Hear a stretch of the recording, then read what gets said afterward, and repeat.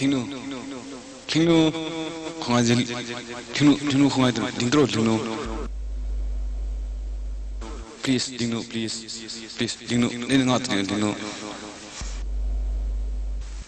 Klingnu, ni her khilai bo klingnu. Tilum chan hin ti zoi bo klingnu. Please lung hang hin. Oh, ven ken.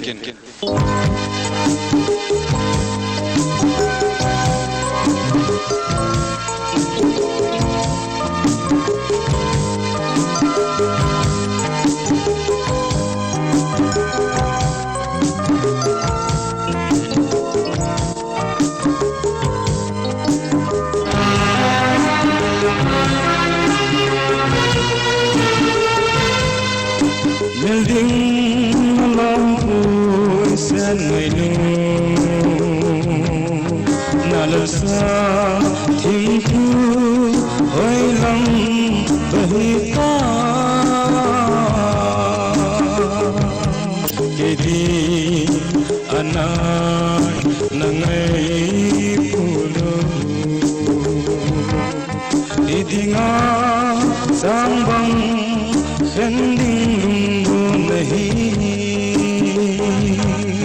Neilum sedhi zang lasun natang pa kaiman mil zautungi nalum hana senghazang luseze agolum ham nahi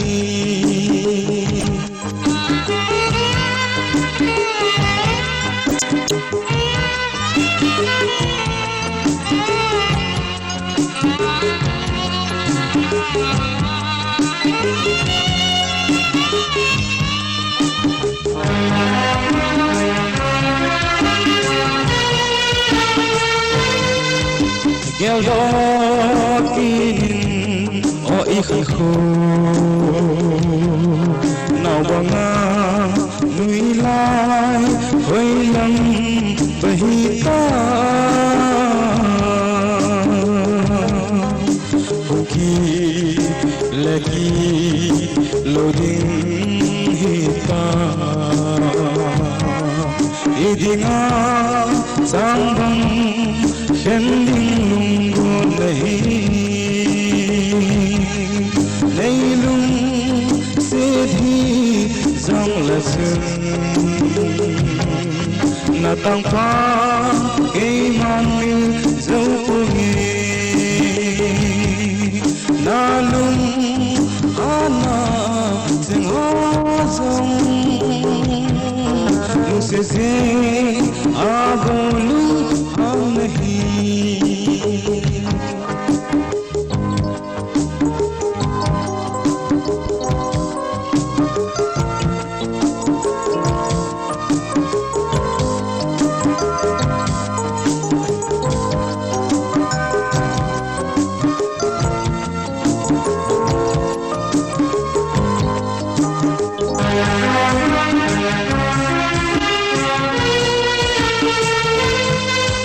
Golden Aza nahi zongle Nadinga kabhin lelna singsi ho Imai doa lela taloham Idinga sambang Khending lunggu nahi Neilum sedhi zang lasun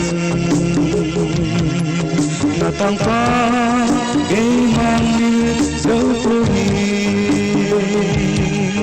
Nalum ana senghazang Luseze agolum ham nahi Luseze agolum ham nahi